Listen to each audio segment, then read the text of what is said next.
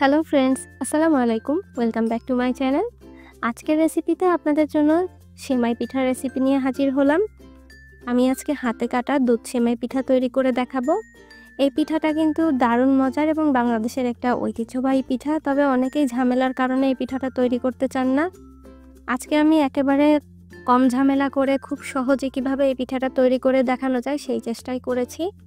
এক এক অঞ্চলে কিন্তু এই পিঠা এক এক নামে ডাকা হয়। কেউ চুই পিঠা, কেউ চুষি পিঠা, আবার কেউ হাতে কাটা সেয়াই পিঠা, সেমাই পিঠাও বলে ডাকেন। যে নামেই ডাকুন না কেন, পিঠাটা কিন্তু দারুণ মজার। একেবারে ট্র্যাডিশনাল ওয়েতে আমি আপনাদেরকে আজকে এই পিঠাটা তৈরি করে দেখাবো। আশা করছি আপনাদের কাছে ভালো লাগবে। পিঠা তৈরির জন্য প্রথমে একটা চালের কাই তৈরি করে নিচ্ছি। এই জন্য 2 কাপ পরিমাণ পানি নিয়ে নিলাম। লবণ দিলাম 1 চা চামচ। পানিটাকে ঢাকনা দিয়ে ঢেকে জাল করব যেন বলক চলে আসে। এই পর্যন্ত পুরোপুরি ফুটন্ত পানিতে চালের গুঁড়াটা দিয়ে তারপরে কাই তৈরি করতে হয়।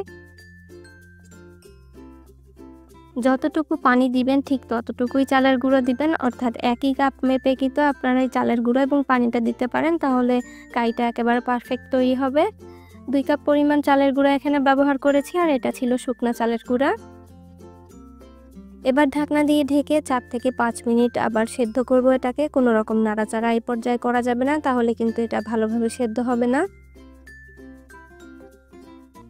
5 মিনিট পরে আমি এটা ঢাকনা তুলে তারপরে এভাবে নেড়ে চেড়ে দিচ্ছি। এখন মিশিয়ে ফেললেই দেখবেন পানি যতটুকু আছে পুরোটাই টেনে নিবে, আর চালের গুঁড়াটা খুব ভালোভাবেই সেদ্ধ হয়ে যাবে এই পর্যায়ে। এখন এই স্প্যাচুলার সাহায্যে যতটুকু সম্ভব এভাবে নেড়ে চেড়ে কাইটাকে সফট করে মথে নিতে হবে। এরপর যখন ঠান্ডা হয়ে আসবে তখন কুসুম গরম অবস্থায় হাত দিয়ে এটাকে ভালোভাবে মুখে নিতে হবে। এই চালের আটাটাকে যতটা ভালোভাবে মথবেন ততই আপনাদের পিঠাটা নরম তুলতুলে সফট হবে এবং খেতেও ভালো লাগবে। কিছুটা ঠান্ডা হওয়ার জন্য এভাবে ঢাকনা দিয়ে ঢেকে রাখতে হবে। কখনোই চালের কাইটাকে এভাবে আগলা করে রাখা যাবে না, তাহলে কিন্তু উপরটা ড্রাই হয়ে যাবে। পিঠা বানানোর সময়ও কিন্তু এই কাইটাকে ঢেকে তারপর পিঠাটা বানাতে হবে। আমি হাতের সাহায্যে খুব ভালোভাবে এটাকে মুথে নিচ্ছি। যদি হাতে খুব বেশি গরম লাগে তাহলে কিন্তু হাতটা পানি দিয়ে একটু ভিজিয়ে নিতে পারেন।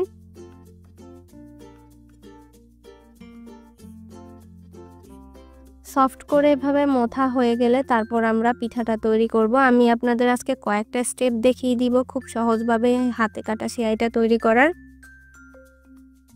আমি কয়েকটা ভিডিওতেই দেখেছি কেউ কেচি দিয়ে বা যেটা মেশিন দিয়ে আমরা পেঁয়াজ কুচি করি বা আলু কুচি করি, সেই মেশিন দিয়ে এইভাবে পিঠাটা তৈরি করে। আমি আপনাদেরকে সেটাও দেখিয়ে দিচ্ছি। দেখুন, এইভাবে কেচি দিয়ে সামান্য একটুখানি কেটে তারপর হাত দিয়ে একটু প্রেসার দিয়ে এভাবে চাপ দিয়ে দিলেই দেখবেন সেমাই পিঠার শেপ হয়ে যাবে। তবে এটা করতে কিন্তু একটু সময় লাগবে। এভাবে একটা একটা করে কেটে নিতে কিন্তু সময় লাগে। তবে 2 জন যদি থাকেন, একজন কেটে দিবে, একজন হাত দিয়ে এভাবে শেপ দিয়ে নেবেন, তাহলে কিন্তু তাড়াতাড়ি হয়ে যাবে। আর এবার দেখিয়ে দিচ্ছি ট্র্যাডিশনালি আমাদের গ্রামে যেভাবে পিঠাটা তৈরি করা হয় সেভাবে। এভাবে প্রথমে একটু লেচি কেটে নিয়ে সামান্য অল্প একটু একটু করে এভাবে খামির নিয়ে তারপর হাত দিয়ে এইভাবে ডলা দিলেই দেখবেন হয়ে যাবে পিঠাটা। আর এটা তৈরি করাটা আমার কাছে সবথেকে সহজ মনে হয়। কম সময়ে বেশি করে বানাতে চাইলে এই ট্র্যাডিশনাল পদ্ধতিটা ফলো করতে পারেন। তাহলে দেখবেন প্রথম হয়তো একটা দুইটা একটু তেড়াবেঁকা হতে পারে, কিন্তু কয়েকটা বানানোর পরেই খুব সুন্দরভাবে আপনারা করতে পারবেন। আর যদি এভাবে কেচি দিয়ে কাটেন তাহলে দেখবেন অনেক বেশি সময় লাগতেছে। আবার কয়েকজনকে দেখেছি এরকম আলু কুচানো মেশিন দিয়ে তৈরি করতে। তো আমি আপনাদের এটা সত্যিটা দেখিয়ে দিই। দেখুন, এইভাবে যদি আপনারা টানেন তাহলে কোনো রকম পিঠার শেপ হবে না। আবারও আপনাদের ঠিক সেই হাতে ডলেই নিতে হবে, অর্থাৎ হাতে কাটা সেমাই পিঠা হাত ছাড়া কখনোই সম্ভব না। ভিডিওতে অনেকে অনেক রকম কিছু দেখাতে পারে, আসলে সেটা কতটুকু বাস্তবসম্মত এটা আপনারা দেখেই বুঝতে পারছেন। বাসায় একবার ট্রাই করে দেখতে পারেন।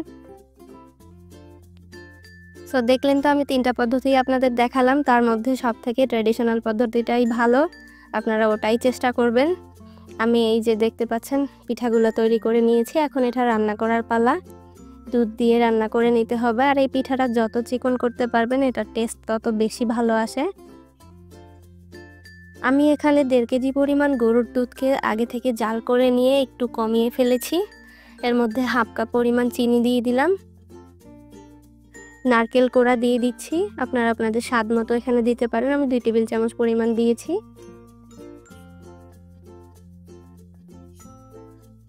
ভালো করে জাল করে নিচ্ছি, আর এর মধ্যে আমি কিছুটা গুড় ব্যবহার করব। আপনারা চাইলে নাও ব্যবহার করতে পারেন, একটু কালারের জন্য আমি এখানে 2 টেবিল চামচ পরিমাণ গুড় দিয়েছি।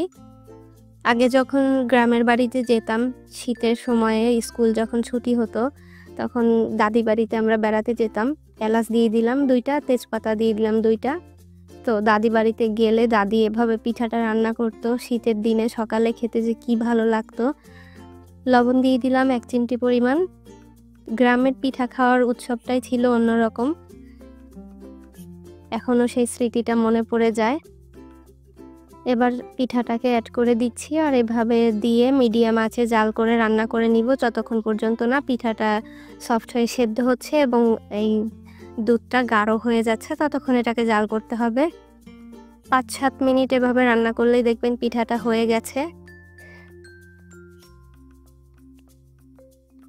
গ্রামের বাড়িতে যখন পিঠাটা আমরা খেতাম তখন তারা দেখতাম যে গরুর দুধ আর খেজুরের রস জাল করে তারপরে এটাকে রান্না করত, তার স্বাদটাই ছিল অন্যরকম। এখন দেখতে পাচ্ছেন এটা থকথকে হয়ে গেছে, গাঢ়। একেবারে গাঢ় করে ফেলা যাবে না, কারণ এটা ঠান্ডা করার পর কিন্তু আরেকটু ঘন হয়ে যাবে। এই পর্যায়ে চুলাটাকে অফ করে আমি এই পিঠাটাকে ঠান্ডা করে তারপর পরিবেশন করব। যে কোনো পিঠা একটু ঠান্ডা ঠান্ডা খেতেই ভালো লাগে, শুধু ভাপা পিঠাটাই গরম খেতে ভালো লাগে, আর চিতই পিঠা। এই দুধের পিঠা কিন্তু সবসময় ঠান্ডা ঠান্ডা খেতে বেশি মজার লাগে। আর এভাবে ঠান্ডা করে তারপর পরিবেশন করবেন। যে কয়টা পাত্রে বাড়তে চান আগে থেকে বেড়ে রাখতে পারেন। দেখলেন তো আজকে কত সহজে আপনাদেরকে এই ট্র্যাডিশনাল হাতে কাটা সেমাই পিঠার রেসিপিটা শেয়ার করে দেখালাম। আশা করছি আমার এই রেসিপিটা আপনাদের কাছে নিশ্চয়ই ভালো লেগেছে। ভালো লেগে থাকলে প্লিজ ভিডিওতে লাইক করে কমেন্টস করে যাবেন। পিঠা তৈরির কোনো মধুর স্মৃতি থাকলে আমাকে কমেন্টসে জানাতে পারেন। এই শীতের মাসে আমি আরও নতুন নতুন পিঠার রেসিপি নিয়ে আপনাদের সাথে হাজির হয়ে যাব। অন্যান্য রেসিপির সাথে সাথে আমার পিঠার রেসিপিগুলোও নিশ্চয়ই আপনাদেরকে ভালো লাগবে। আপনাদের কাছে ভালো লাগলে ভিডিওতে লাইক কমেন্ট শেয়ার করতে ভুলবেন না। দেখা হবে আরও নতুন নতুন রেসিপি নিয়ে নেক্সট এপিসোডে। ভালো থাকবেন ততক্ষণ সকলে। আসসালামু আলাইকুম।